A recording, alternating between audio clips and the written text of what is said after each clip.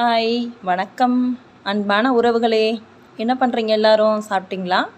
சரி, நம்ம கூட்டாஞ்சோரில் இன்றைக்கி என்ன சமையல் பார்க்கலாமா? வாங்க பார்க்கலாம். இன்றைக்கி நம்ம வீட்டில் வெண்பொங்கல் சாம்பார், ராணி சிஸ்டர் வீட்டில் சப்பாத்தி பட்டாணி போட்ட குருமா குழம்பு. இன்றைக்கி அவர் குட்டி வந்திருக்காரு, கங்கேஷ் குட்டி. அவர் அடுத்து நம்ம சுபாஷ் குட்டி, அவர் வந்து முத்தக்காவோட பையன், அவர் வந்திருக்காரு. அவர் இட்லி சட்னி. முத்தக்கா என்ன அப்படின்னா சாப்பாடு, சாம்பார், கத்திரிக்காய், உருளைக்கிழங்கு. ஓகேங்களா?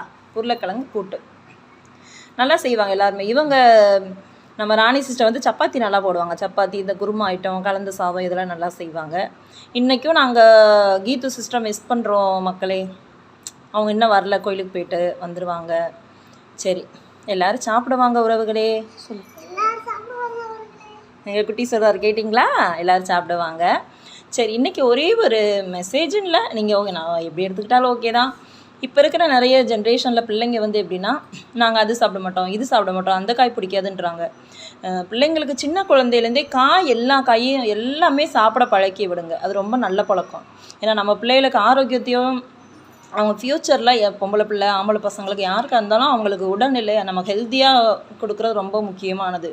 அதனால் இப்போ இருந்தே எல்லா காயும், அதாவது அவங்க சாப்பிட்ற விதத்தில் காரமாகவோ இல்லை கம்மியாகவோ இல்லை முட்டை போட்டோ அந்த மாதிரி சாப்பிட்ற விதத்தில் செஞ்சு ஊட்டி விட்டு பழக்கி விடுங்க. ஓகேங்களா?